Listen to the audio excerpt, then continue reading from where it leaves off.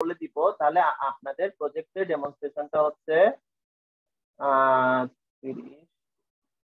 4 তারিখ।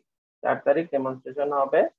যে যতটুকু করছেন যেভাবে করছেন সমস্যা নাই, বাট বাট যতটুকু করছে সেটা যেন আমরা পুরোটা ডিটেলস জেনে বুঝে এটা করি। আমি শুধু সেই জিনিসটাই আমার মেইন কনসার্ন। কারণ স্যার আমরা কি এটার জন্য কি প্রজেক্ট রিপোর্ট দেওয়া লাগবে? প্রজেক্ট রিপোর্ট তো অবশ্যই দেওয়া লাগবে, এবং সেটার তো প্রজেক্ট রিপোর্টে আমি বলছিলাম রাইটিং স্কিলটা একটু ভালো মতো দেখবো। প্রজেক্ট রিপোর্টের জন্য একটা টেমপ্লেটও আমি দিয়ে দিব। সেই টেমপ্লেট অনুযায়ী দিলে ভালো। ওই টেমপ্লেট থেকে আরেকটু জি বেশি স্যার। একটা অ্যাড করতে পারেন, কোনো সমস্যা নাই, কিন্তু ওইটা একটা গাইডেন্স হিসেবে আর কি থাকে স্যার টেমপ্লেট তারপরে হিসেবে। হচ্ছে স্যার প্রজেক্ট প্রেজেন্ট করার সময় তো আমাদের পিপিটি লাগবে। প্রজেক্ট প্রেজেন্ট করার সময় কোনো পিপিটি লাগবে না। আমার প্রজেক্ট ডেমনস্ট্রেশনে কোনো পিপিটি লাগবে না, খালি আপনারা জিনিসটা ডিরেক্ট দেখাবেন। বুঝছি স্যার। আর রিপোর্টের চিন্তা তো ওইটা তো বলছিলাম পরে দিবেন, থিওরি পরীক্ষার পরেও পরেই দিবেন, কোনো সমস্যা নেই, আমি ডেট দিয়ে দিব। দেরি আছে রিপোর্ট জমা দেওয়ার, অনেক দেরি আছে। মানে থিওরি পরীক্ষা শেষে, আমি থিওরি পরীক্ষা শেষ হওয়ার পরের দিনই দিব, এরকম আর কি টাইম। তো বেশ খানিকটা টাইম পাবে, মাঝখানে ঈদে বন্ধ থাকবে। আচ্ছা, আমরা স্ক্রিন শেয়ার দিই। আচ্ছা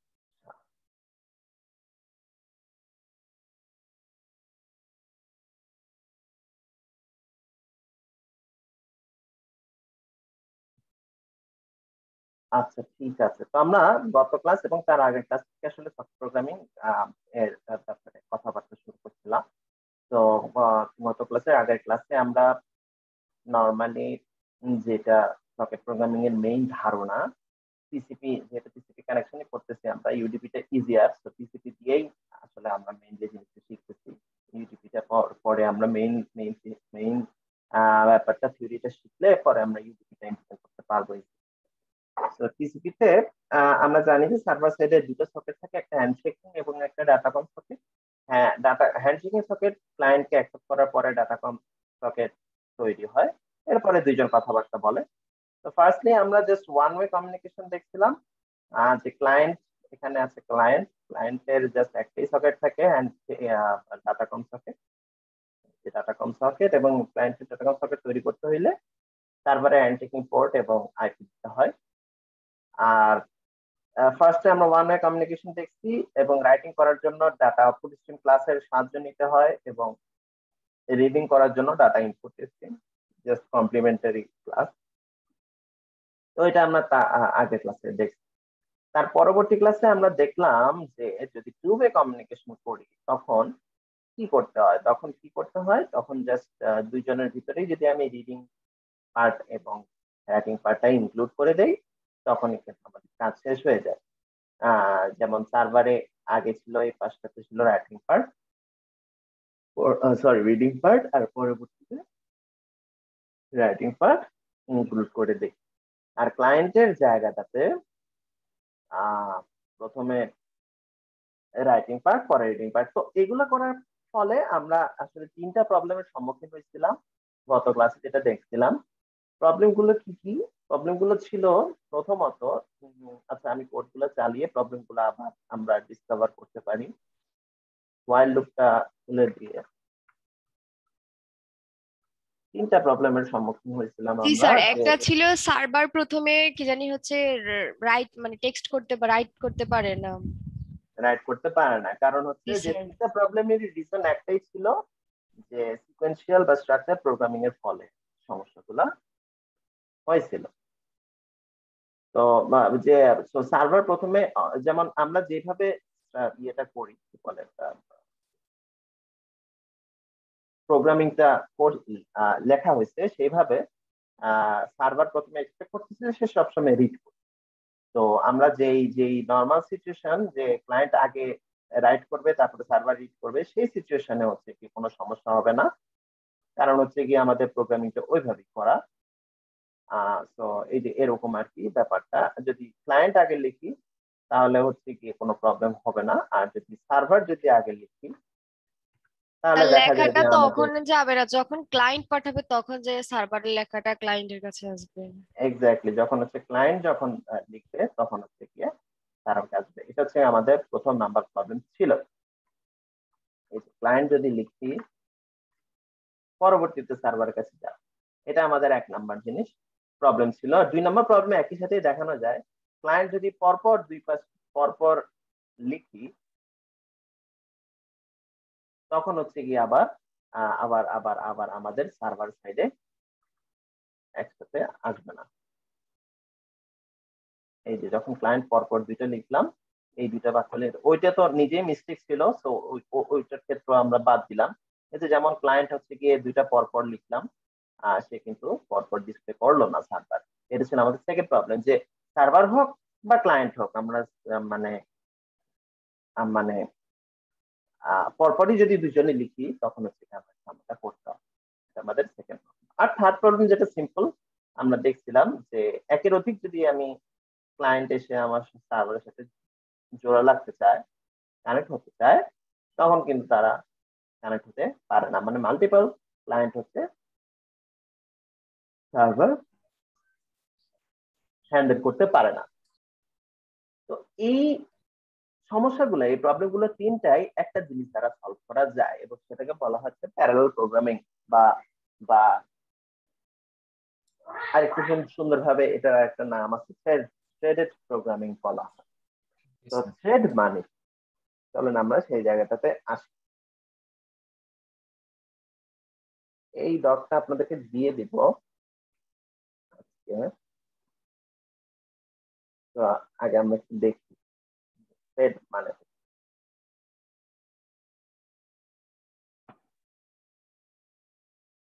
আমরা প্রথমত মেইনলি মাল্টিপল ক্লায়েন্টের প্রবলেমটাই সলভ করব, এবং সেটা সলভ করতে গিয়ে আলটিমেটলি আমাদের সবগুলো প্রবলেম সলভ করা যাবে। মানে প্রথম প্রথম প্রবলেম 1 প্রবলেম 2 যেগুলো ছিল এগুলো আসলে থ্রেড দিয়েই আসলে সলভ করা যায়।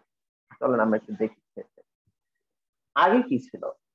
আগে ছিল যে এরকম, এখানে একটা সার্ভার ছিল, আর এদিকে একটা ক্লায়েন্ট ছিল,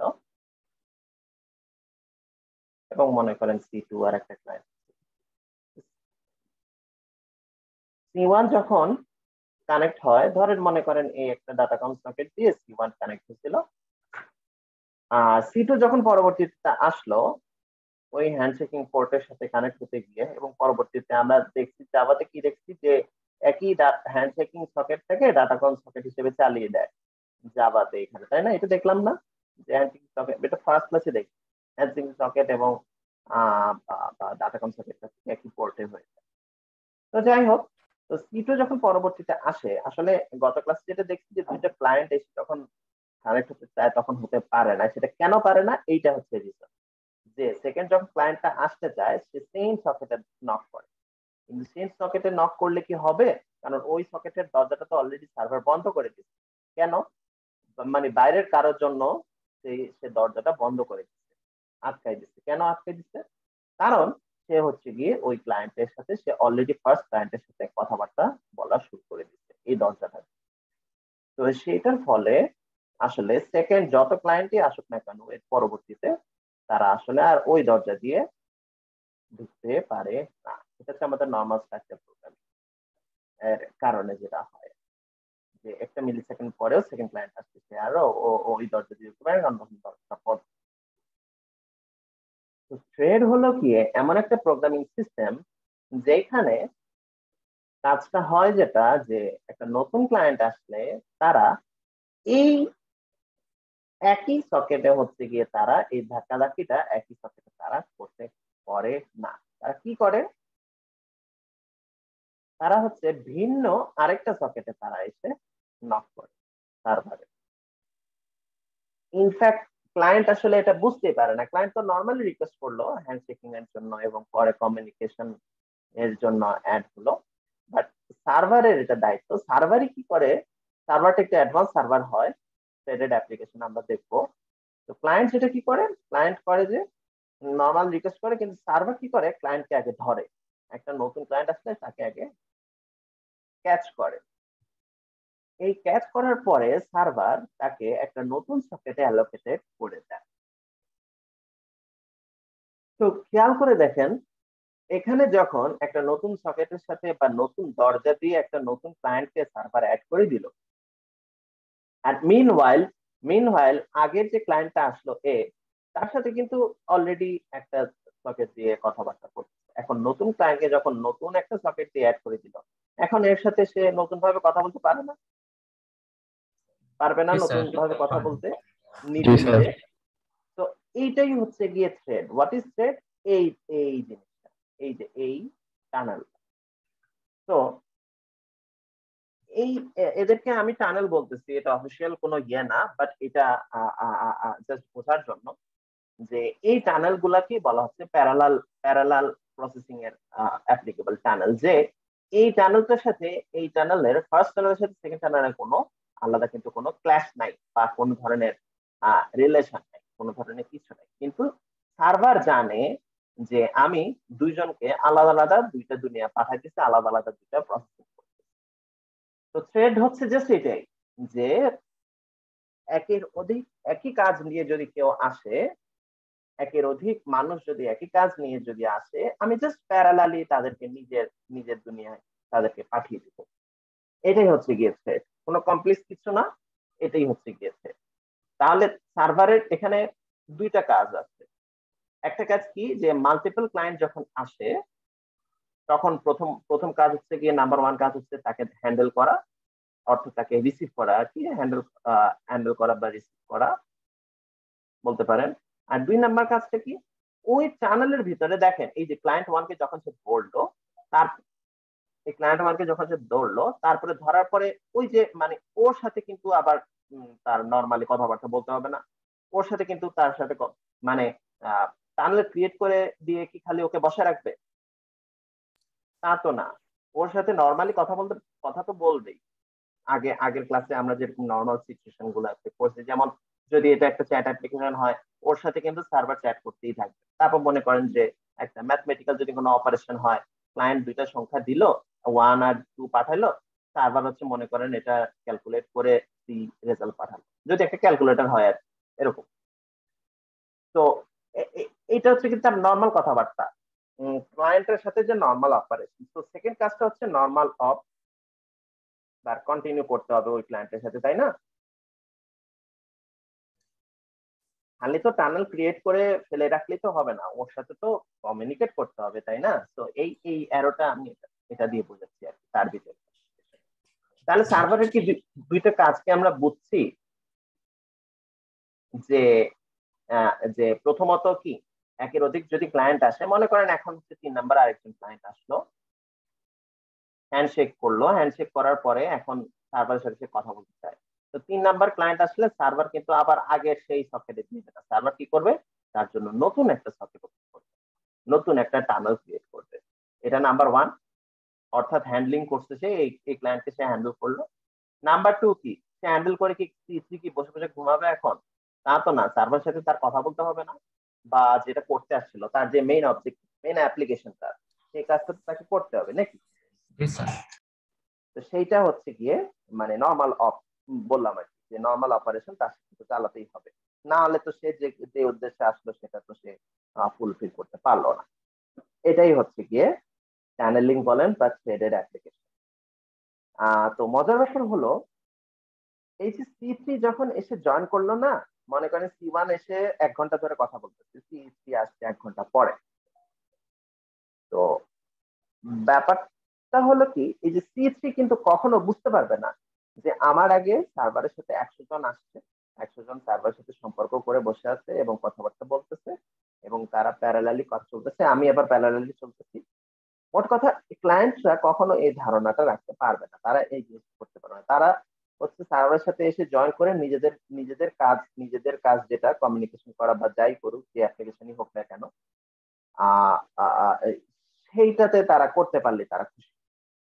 তাদের কোনো ধারণা থাকবে না যে অন্যান্য ক্লায়েন্টরা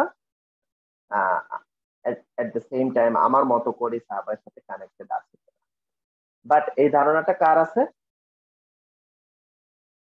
সার্ভারের আছে। সার্ভার জানে, সার্ভারের কাছে কাউন্টার থাকতে পারে, যে সে কতগুলা ক্লায়েন্ট হ্যান্ডেল করতেছে, কতগুলো tunnel right now under processing. এটা হচ্ছে কি সার্ভার প্রসেসটা হ্যান্ডেল করতে পারে।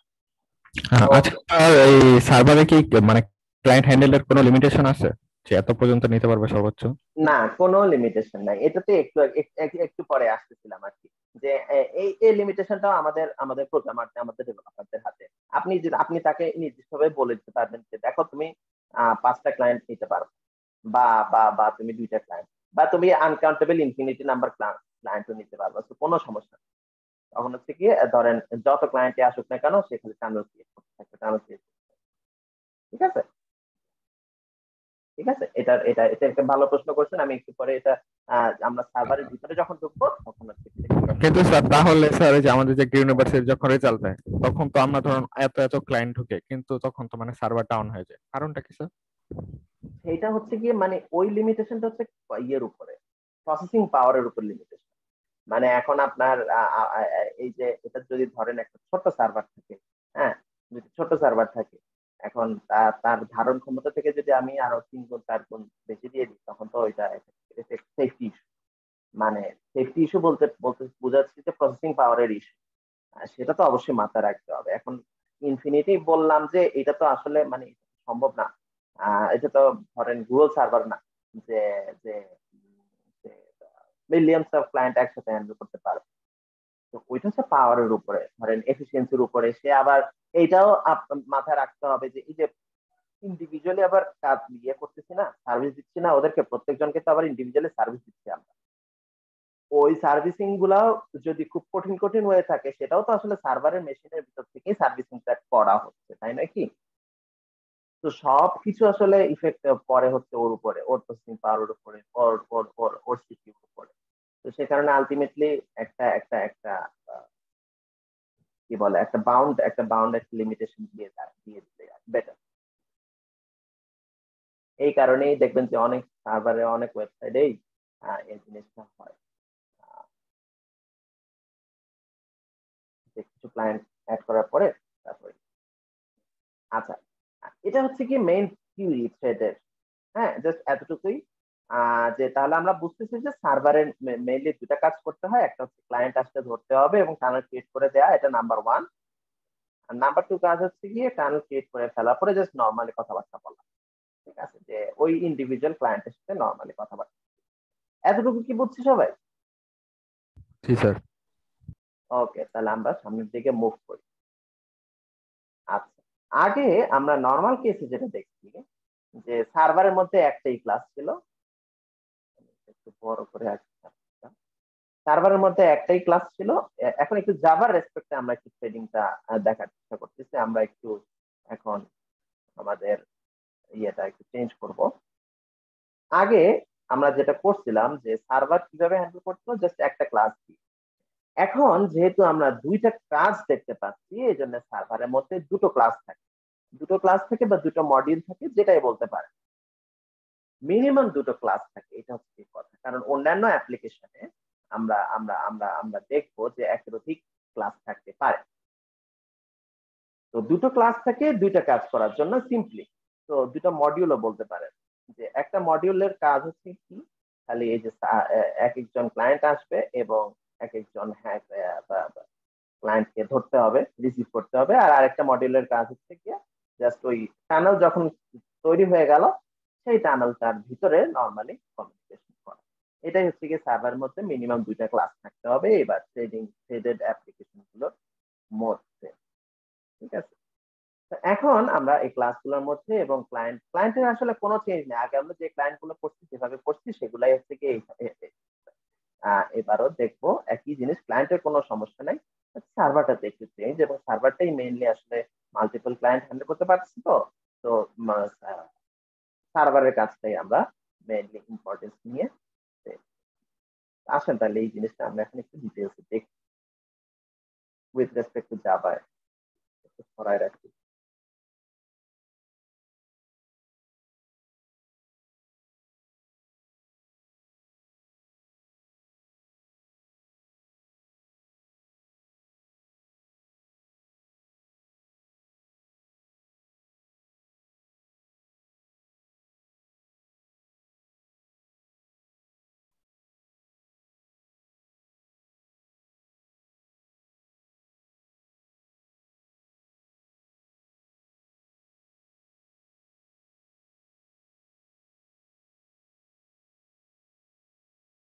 এই যে ক্লায়েন্ট সাইডে এখানে আসলে কিছুই নাই, নর্মালি যেরকম আমরা সকেটের তৈরি করি, হ্যান্ডশেকিং পোর্টের দেই, সেরকম একটা ডাটাকম সকেট এবং রিডিং রাইটিং করার জন্য ইনপুট আউটপুট।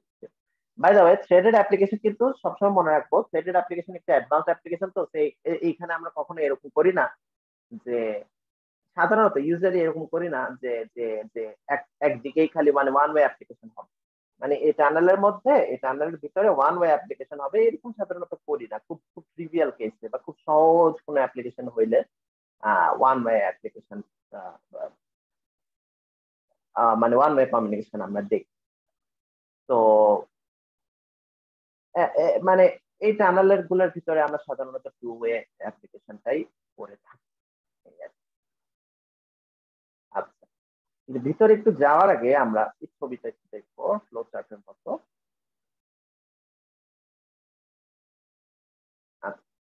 আগে আগে আগের কেসে যেটা হতো, আমরা একটু দেখি আগের কেসে যেটা হতো, এই জায়গা থেকে ঢেকে রাখি। আগে কি ছিল, যে দুটো ক্লাস ছিল, ক্লায়েন্ট ক্লাস এবং সার্ভার ক্লাস, ঠিক আছে?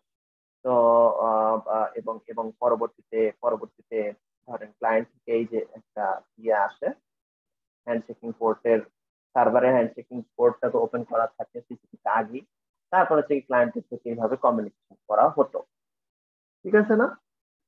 এটা এটা তো নর্মাল নর্মাল ছিল আগে। এবং পরবর্তীতে দেখেন সার্ভারের হ্যান্ডশেকিং সকেটটা, এই যে এসএস হ্যান্ডশেকিং সকেটটা যখন অ্যাকসেপ্ট করলো, তারপরে এই যে ডাটাকম সকেট তৈরি করলো, এবং পরে হচ্ছে কি ডাটাকম সকেট দিয়ে দুনিয়ার ওই যে টু ওয়ে কমিউনিকেশন করতাম। আর আর ক্লায়েন্টের সাইডে ডাটাকম সকেট দিয়ে দুনিয়ার রিডিং রাইটিং ব্যাপারগুলো করতাম, তাই না? এটা হচ্ছে কি আগে আগে আগে সিম্পল সিম্পল কি বলবো, একটা ক্লায়েন্ট আর একটা সার্ভারের জন্য যে কমিউনিকেশন।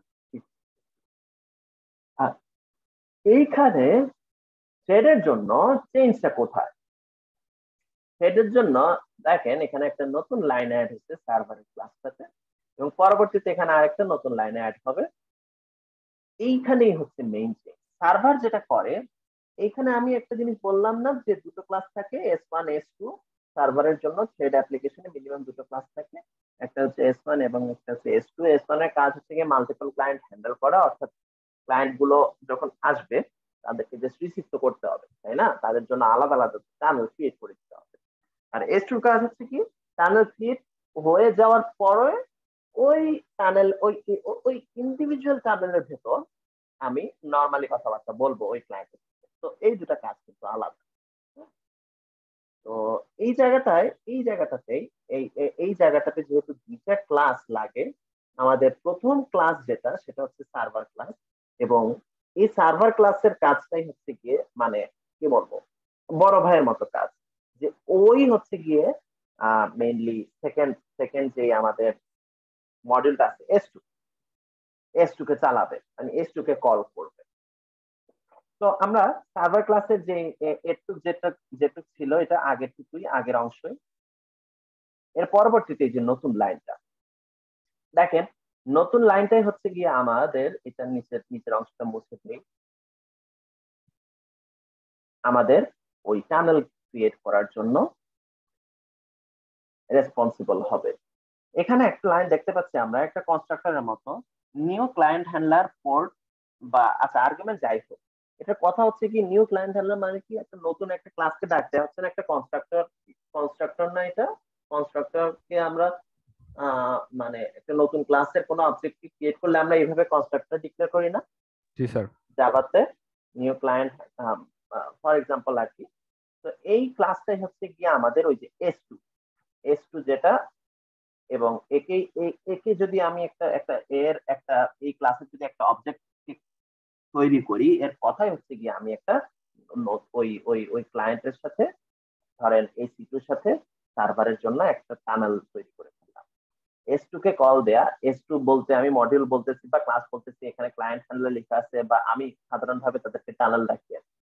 তো টানেল ক্লাস, এই একটা টানেল ক্লাসকে কল দেওয়ার অর্থই হচ্ছে গিয়ে আমি একটা নতুন টানেল এই ক্লায়েন্টের জন্য তৈরি করে ফেলছি। একটা ক্লায়েন্ট আসবে আর আমি এই ক্লাসটা কল দিব, আরেকটা ক্লায়েন্ট আসবে, এই ক্লাসটা আবার এই ক্লাসটা কল দিব, আরেকটা ক্লায়েন্ট আসবে, আবার এই ক্লাসটা কল দিব। তার মানে প্রতিটা ক্লায়েন্ট আসলেই একবার করে আমি যদি এই ক্লাসটা কল দিয়ে ফেলি, তার মানে কি আমাদের জন্য সেই ক্লায়েন্টের জন্য অ্যালোকেটেড একটা নতুন চ্যানেল তৈরি হয়ে যাবে। এটা হচ্ছে কি এই লাইনের কাজ। আমরা কোডিং এ যাব, কোডিং এ তো অবশ্যই যাব, তখন আরো ডিটেইলস ব্যাপারটা ক্লিয়ার। আচ্ছা, এখন এই ক্লাসটা ডাকার পরপরই যেটা হয়, এই যে মানে যেটা বললাম, একটা টানেল ক্রিয়েট করার অর্থ হচ্ছে কি একটা নতুন থ্রেড ক্রিয়েট হয়ে যাওয়া।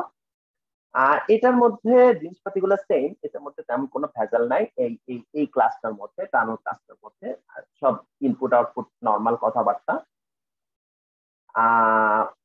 সকেট তৈরি করে, ডাটাকম সকেট তৈরি করাটা একই জিনিস। ডাটাকম সকেট অবশ্য আগেই তৈরি হয়ে যাবে এবং তারপরে সেই ইন্ডিভিজুয়াল ডাটাকম সকেটে আমরা এই যে টানেলটা তৈরি করব। না মানে এটা এই কাজটা কিন্তু আবার S1 এর, তাই না? না হলে তো টানেল তৈরি করে ফেলার পরে তো আলাদা আলাদা সকেট তৈরি করতে পারবো না। এখানে একটা জিনিস খেয়াল করবেন যে এই যে নতুন ক্লায়েন্ট গুলোর জন্য আমি যে আলাদা আলাদা টানেল তৈরি করছি, প্রতিটা টানেল কিন্তু আলাদা আলাদা ডাটাকম সকেট তৈরি হচ্ছে, ঠিক আছে? হ্যান্ডশেকিং পোর্ট একটাই, বাট আলাদা আলাদা ডাটাকম সকেট তৈরি, ঠিক আছে? এবং সেই আলাদা ডাটাকম সকেটটা আগেই S1 ডিক্লেয়ার করে, মানে অ্যাকসেপ্ট করে হ্যান্ডশেকিং করার পরে তো S1 আলাদা মানে ডাটাকম সকেট তৈরি করে দেয় এবং পরবর্তীতে তারপরে হচ্ছে গিয়ে এই লাইনটা টানেল ক্লাসটা ক্রিয়েট হচ্ছে ওই ওই ওই ইন্ডিভিজুয়াল যে নতুন একটা ডাটাকম সকেট তৈরি হলো ওইটার সাথে ওই মানে ওই ডাটাকম সকেট থেকে যেন টানেলটা তৈরি হয়, সেই কারণে হচ্ছে গিয়ে পরে হচ্ছে এই কাজটা করা হয়, টানেলের এই ক্লাসটাকে কল দেওয়া। এটা S1 এর একটা মেজর কাজ, টানেল ক্লাসটাকে কল দেওয়া ওই ইন্ডিভিজুয়াল ক্লায়েন্ট। সেকেন্ড মেজর কাজ S1 এর, সেটা হচ্ছে এখানে যেটা লেখা নাই, সেটা হচ্ছে এই টানেল ক্লাসের মধ্যে একটা স্পেশাল ফাংশন থাকে, মেথড থাকে, সেটার নাম, মেথডটার নামই হচ্ছে রান, RUN। এটা একটা ভয়েড ফাংশন, অর্থাৎ ভয়েড রিটার্ন করে, কিছু রিটার্ন করে না সে। এবং এটার ভিতরে কি থাকে, এটার বডির মধ্যে কি থাকে, এই ফাংশনটার মধ্যে বডিতে কি থাকে জানেন? সিম্পল এই জিনিসটা যে আপনি ওই অ্যাপ্লিকেশনে ওই ক্লায়েন্টটা আসলে কি অ্যাপ্লিকেশন নিয়ে আসছে সেই কথাটা এই রান ফাংশন। তো মনে করেন যে যে ক্লায়েন্ট একটা ইয়ে করতে আসছে, কি বলে, একটা সেন্টেন্স লিখতে আসছে, সার্ভার সেটা এই অ্যাপ্লিকেশনটা, এই থ্রেডেড অ্যাপ্লিকেশনে মনে করেন মেইন কাজ হচ্ছে ক্লায়েন্ট একটা সেন্টেন্স নিয়ে আসছে, একটা স্ট্রিং, সার্ভারের কাজ হচ্ছে ওটা আপার কেসে কনভার্ট করে ক্লায়েন্টকে আবার ফেরত দিবে, এরকম একটা অ্যাপ্লিকেশন আর, ঠিক আছে? তাহলে এই যে ক্লায়েন্টের স্ট্রিংটা সার্ভার গ্রহণ করবে এবং সার্ভার আপার কেসে কনভার্ট করবে এবং তারপরে ক্লায়েন্টের কাছে ফেরত দিবে, এটা হচ্ছে কি ওই ইন্ডিভিজুয়াল ক্লায়েন্টের জন্য কাজ না, শুধুমাত্র ওই ক্লায়েন্টের জন্য কাজ না এটা। এই কাজটা করা হয়, এই কাজটা মানে এই কাজটাই লেখা হয় হচ্ছে কি আমাদের এই রান, অর্থাৎ টানেল ক্লাসের ভিতরে একটা মেথড থাকে রান এবং তার বডির মধ্যে এই কাজটা করা। তো মনে করেন এটা নর্মাল একটা চ্যাট অ্যাপ্লিকেশন, তাহলে কি থাকবে এই রানের ভিতরে ওই চ্যাট অ্যাপ্লিকেশনটা করা থাকবে। মনে করেন একটা একটা একটা ম্যাথমেটিক্যাল অপারেশন, যে ক্লায়েন্ট দুইটা নাম্বার দিবে, ইন্টিজার দিবে, সার্ভারের কাজ হচ্ছে এটা যোগ করে যোগফলটা ওকে ফেরত দেওয়া, এই অপারেশনটা থাকবে রানের ভিতরে। মানে আপনার অ্যাপ্লিকেশন ভেদে এখন স্পেসিফিক যে আপনার মেইন কাজটা অ্যাপ্লিকেশনের অপারেশনটা, সেই অপারেশনটা আমাদের টানেল ক্লাসের রান ফাংশনের ভিতরে লিখতে হয়, দিস ইজ মাস্ট। এখন আমরা ক্লায়েন্ট হ্যান্ডলার ক্লাসে অথবা টানেল ক্লাসে যখন এটা লিখলাম, এই মেথডটা তো খালি লিখলে ফেলে রাখলে তো হবে না, তাই না? এই মেথডটাকে একটা ফাংশন কখন চালু হয়, অবশ্যই ফাংশনটাকে কল না দেওয়া ছাড়া কি কোনো ফাংশন চালু হয় বলেন তো? না স্যার। একটা ফাংশন তো আমরা এমনি লিখে রাখতেই পারি, বাট লিখে রাখলে কি এটা তো আর ইয়ে না, কি বলে, কোনো কোনো কোনো রোবোটিক কিছু একটা না, তাকে তো কল দিতে হবে, ফাংশনটাকে তো কল দিতে হবে ওকে চালু করার জন্য, তাই না? তো এই কলিংটা, এই রান ফাংশনটাই কল করা হয় হচ্ছে এই S1 এর ভিতরে আগে। প্রথমত দেখেন নাম্বার 1 এ এখানে হচ্ছে টানেলটা আমি তৈরি করে ফেললাম, রাইট? টানেলটা তৈরি করে ফেললাম। আর নাম্বার 2 স্টেপ হিসেবে S2 আবার যেটা করে, টানেলটা তৈরি করে ফেলার পরে টানেলটাকে চালু করে দেয়া, এটা হচ্ছে নেক্সট কাজ আর কি, S1 এর মেজর দুটা কাজ। প্রথম কাজটা হচ্ছে একটা টানেল ক্রিয়েট করে দেয়া ওই ক্লায়েন্টের জন্য, ধরেন এই ক্লায়েন্ট নিয়ে আমরা ধরেন কথা বলছি, সিটুর জন্য একটা টানেল ক্রিয়েট করে দেয়া ফার্স্ট লাইনে, জাস্ট একটা নতুন একটা টানেল অবজেক্ট তৈরি করে দেয়া। আর সেকেন্ড লাইনে আমরা হচ্ছে গিয়ে টানেলটা তো তৈরি করলাম, ভালো কথা। এখন তুমি টানেল দিয়ে তো তুমি ওর সাথে মানে ক্লায়েন্ট তো আমার সাথে কথা বলবে, তো চালু করে দিতে হবে, রান ফাংশনটা চালু করে দিতে হবে। এই সেকেন্ড স্টেপ থেকে রান ফাংশনটা চালু করা। তো রান ফাংশনটা একটা স্পেশাল টাইপ অফ ফাংশন, এটা নিয়ে আমরা একটু পরে আসতেছি। এটা চালু করার জন্য শুধু রান মানে আমরা সাধারণত একটা ফাংশনকে কল দিলে কিভাবে কল দিই বলেন তো? একটা ফাংশনকে যদি অন্য ধরেন একটা ফাংশন ইউজার ডিফাইন একটা ফাংশন লিখছি, ফাংশন এবিসি, এটাকে মেইন ফাংশনে আমি কল দিব, তাহলে কিভাবে কল দিব? ওর ওর নাম ধরে কল দেই না? জি স্যার, এবিসি বলেই তো কল দেয়। এবিসি বলে কল দিই, হ্যাঁ।